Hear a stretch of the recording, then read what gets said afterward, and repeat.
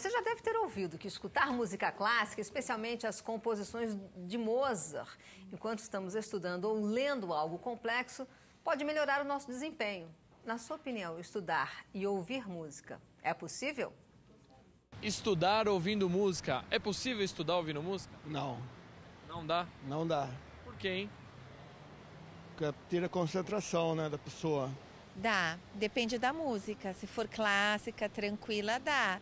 Mas depende da mente, por exemplo. Ele é uma criança muito ativa, então ele consegue estudar escutando música mais pesada e consegue. Cara, não só como estudar, como trabalhar também.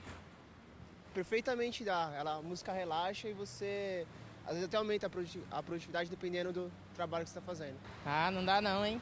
Não dá? Dá pra prestar atenção. A concentração é ruim? É, tira a concentração. Sim, Tranquilo? sim, tranquilo. Na verdade, até mais relaxante, né?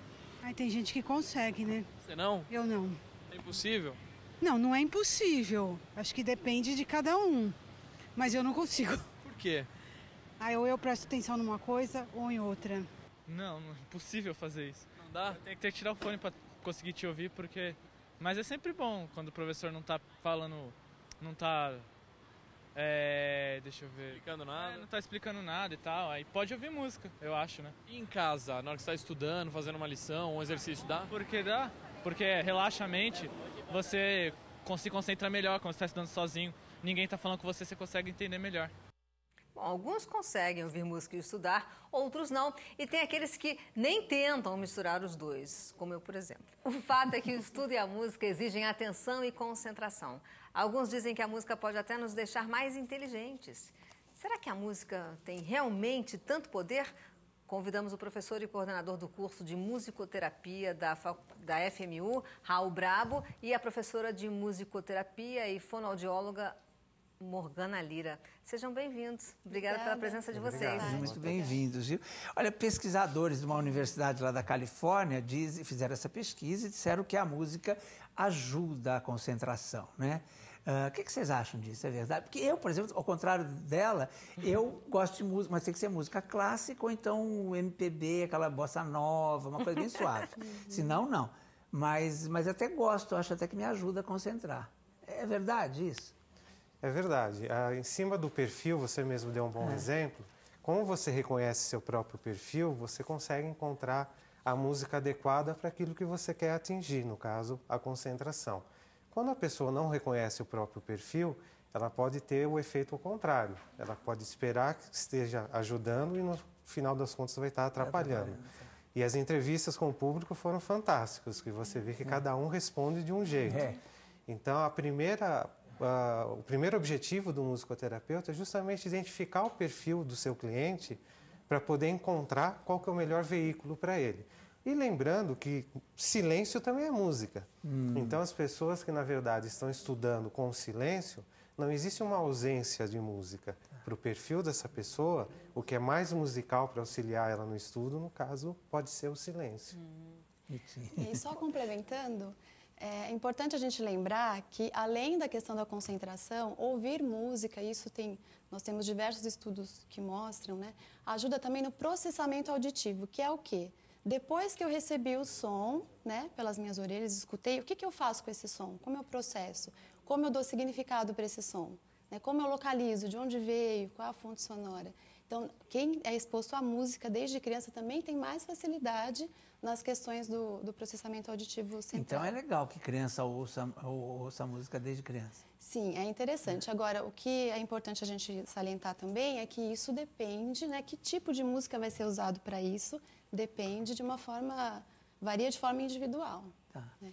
Agora, o Raul, o musicoterapeuta pesquisa a relação do homem com os sons para criar métodos terapêuticos. Quais são esses métodos? Então, justamente a partir de alguns princípios, e esse princípio da identidade sonora, quer dizer, como cada um responde particularmente aos estímulos que recebe, vem desde o período intrauterino.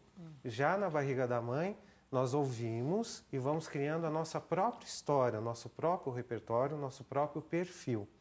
Quando o musicoterapeuta reconhece esse perfil no seu cliente, no seu paciente, ele tem condições de encontrar os métodos, as estratégias, as técnicas adequadas para poder atingir o objetivo que ele tem. Então, se a criança ou um adulto tem uma deficiência, uma necessidade especial, a gente vai estabelecer uma estratégia correspondente a essa necessidade especial para conseguir trazer um auxílio na saúde dessa pessoa. Não necessariamente precisa ser um problema. Para todo mundo ouvir música faz bem. Como a música inunda nosso cérebro com estímulos e vários locais do cérebro ficam estimulados, é uma grande ginástica para os nossos neurônios, então o nosso cérebro fica como melhor preparado para enfrentar os problemas do dia a dia. Por isso que falam que o músico tem um cérebro diferenciado e supostamente mais inteligente. Precisa saber usar para ser mais inteligente. Mas é porque os neurônios ficam melhor preparados, as redes dos neurônios, a rede neural. E favorece a formação do que a gente chama de sinapses, que são novas ligações entre os neurônios, aprendizado. Claro. Né? Agora, quais as terapias que podem ser, não sei se tratadas, né, ou amenizadas, né, com a musicoterapia? Olha, a gente tem, de uma forma geral, qualquer tipo de problema a gente pode oferecer um auxílio, principalmente trabalhando em equipe multidisciplinar. Mas tem algumas patologias mais específicas, que já são mais clássicas e que a própria medicina convencional, os médicos, neurologistas, psiquiatras já indicam. Inclusive, a gente atende bastante na nossa clínica escola lá na FMU. Então, crianças com necessidades especiais, autismo, paralisia cerebral. Síndrome de Down. Síndrome também? Também, sim. No caso mais recente, dos estudos mais recentes de alguns anos, o mal de Alzheimer. Isso. Que afeta diretamente a memória. Então, como a música acessa a memória por outra via, então isso tem ajudado bastante em diminuir o avanço do mal do Alzheimer. Então, não tem cura. Então, mas assim, as pessoas trabalhando com música, resgatando a sua história musical, ela ganha qualidade de vida quando ela está acometida por essa doença. Aí você falou de história musical, quer dizer que então é uma música para cada pessoa. Não existe assim uma música ideal para prevenir o mal de Alzheimer, o avanço do mal de Alzheimer. Isso. Não, é uma música para cada pessoa. E nem seria uma música, na verdade é um conjunto de músicas ou de sons, de elementos da música, porque a gente não trabalha só com a música pronta, né?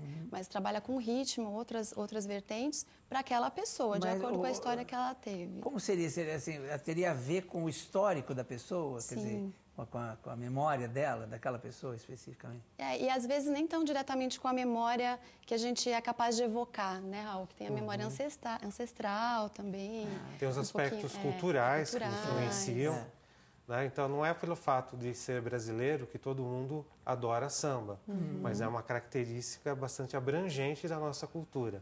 Mas como cada um tem uma pessoa que vai adorar o samba vai ter um apelo para essa pessoa muito maior do que aquela que gosta menos. Então, essa história que se constitui dinamicamente no dia a dia de cada um de nós é que vai dando os caminhos para o musicoterapeuta trabalhar. Bárbaro isso. Inclusive... Pensando um pouquinho nessa integração que a gente faz lá entre musicoterapeutas e outras profissões, né, outros profissionais, em casos de distúrbio de linguagem, então, por exemplo, uma criança que tem dislexia, ou uma pessoa que teve um AVE, que é o famoso derrame cerebral, né, e deixou de falar, tem uma afasia de expressão, por exemplo, pode também ser ajudado pelo musicoterapeuta em conjunto com os outros profissionais. É mesmo? Então, pelo não verbal, que é a música, a gente atinge o verbal, e às vezes a pessoa volta a falar com a terapia de música. Muito interessante. Bom, para a gente encerrar, quais músicas vocês indicariam, né, para ouvir, para relaxar durante o estudo? Existe um... Aí a gente chega de novo na questão da individualidade, né? O que a gente pode dizer no aspecto geral, é claro que a gente não pode sair daqui sem dar uma dica, né? Então, assim, que as pessoas diversifiquem o máximo possível o que ouve, o que está ouvindo no dia a dia em relação à música, né?